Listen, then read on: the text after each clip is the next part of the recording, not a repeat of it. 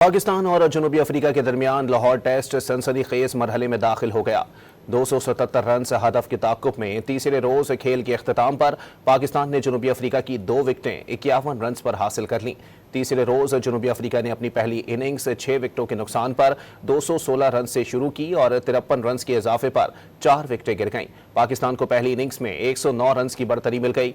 पाकिस्तान के नोमान अली ने शानदार बॉलिंग करते हुए 6 विकेटें हासिल की। जवाब में पाकिस्तानी टीम दूसरी इनिंग्स में सिर्फ 167 रन पर सिमट गई और जनूबी अफ्रीका को 277 रन का हदफ दे दिया। पाकिस्तान और जनूबी अफ्रीका के दरमियान लाहौर टेस्ट सनसनीखेज मरहले में दाखिल हो गया। 277 रन से हदफ के ताक़ुब में तीसरे रोज खेल के अख्ताम पर पाकिस्तान ने जनूबी अफ्रीका की 2 विकेटें 51 रन पर हासिल कर लीं।